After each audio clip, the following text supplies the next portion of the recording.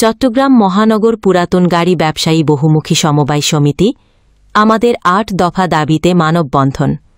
পুরাতন গাড়ির মালিকানা পরিবর্তনের সাথে অগ্রিম আয়কর বাতিল করতে হবে। পুরাতন গাড়ির মালিকানা পরিবর্তন সহজ করতে হবে। পুরাতন গাড়ির পরিবেশ চার্জের অযৌক্তিক অংশ বাতিল করতে হবে। ঢাকা চট্টগ্রামে পুরাতন গাড়ির মালিকানা পরিবর্তনে বৈষম্য বাতিল করতে হবে। পুরাতন গাড়ির মালিকানা পরিবর্তনের ক্ষেত্রে গাড়ির বিক্রেতা অসুস্থ থাকলে সেই ক্ষেত্রে ভিডিও কলে অথবা কমিশনের ব্যবস্থা করতে হবে। পুরাতন গাড়ির মালিকানা পরিবর্তনের ফি কমাতে হবে। গাড়ির ডিজিটাল নাম্বার প্লেটের হয়রানি বন্ধ করতে হবে। একের অধিক গাড়ি থাকলে ১৫০% অযৌক্তিক আয়কর বাতিল করতে হবে। উক্ত মানববন্ধনে উপস্থিত সভাপতি করেন মোহাম্মদ জাহাঙ্গীর আলম চৌধুরী।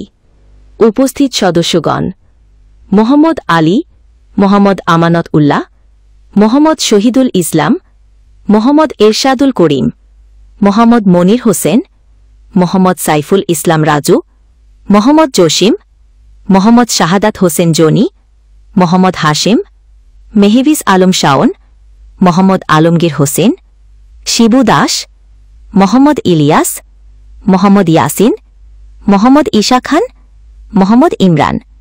পরিশেষে বক্তারা বলেন ৮ দফা দাবি মেনে নিতে হবে। এতে আরও উপস্থিত ছিলেন সংগঠনের নেতৃবৃন্দরা।